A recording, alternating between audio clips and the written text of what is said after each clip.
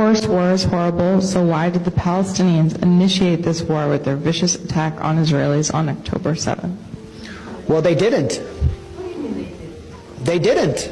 This war has been going on for 75 years. Israel initiated it in 1948 by ethnically cleansing 750,000 people. We must expel Arabs. We must expel Arabs and take their places. We must expel Arabs and take their places, and if we have to use force, not to dispossess the Arabs of the Negev and Transjordan, but to guarantee our own right to settle in those places, then we have force at our disposal. David Ben-Gurion, the first Prime Minister of Israel, said that in 1937, and that's what they proceeded to do. The people in Gaza, this is what you need to understand. The people in Gaza, over 80% of them are refugees. Many of them are from a place called Majdal Asqalon in what is now southern Israel, in a city called Ashkelon. And they were dragged from their homes and driven from their homes, placed in prison camps, barbed wire prison camps, and then dumped in trucks in 1950 into the Gaza Strip, where they would be permanently warehoused. And then Israel proceeded to move Arab, Jewish refugees and Russians into Ashkelon to prevent them from ever coming back, and pass laws to prevent Arabs, Palestinians, from being able to return to their homes. 750,000 were ethnically cleansed.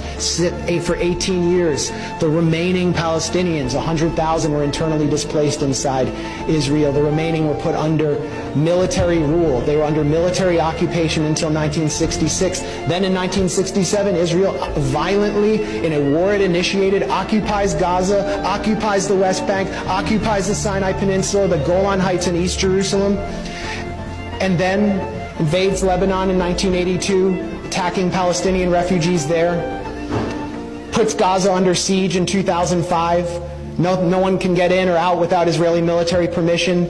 We must kill and kill all day, every day. That's according to Arnon Sofer, an Israeli government consultant who helped devise the siege of Gaza. For years, Israel would not allow certain chocolates and A2 paper into Gaza. And then they began these brutal military assaults, which they call mowing the lawn. And I talked to you about those assaults that took place on Gaza. So this didn't come out of a vacuum. You're not going to be able to hold people under siege, to cut them off from the world, and then expect them to just play along.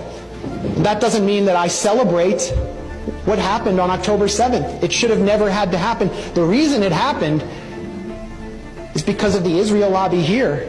The genocide Democrats and the genocide Republicans who deny the Palestinians any right to have rights. And it's the right to have rights that defines you as a citizen. They're citizens of nothing. And now we see what Israel really thinks of them, really thinks of their children. Gaza has become a graveyard for children, according to UN Secretary General Antonio Guterres. So this didn't start on October 7th. And it's not going to end when there's a ceasefire.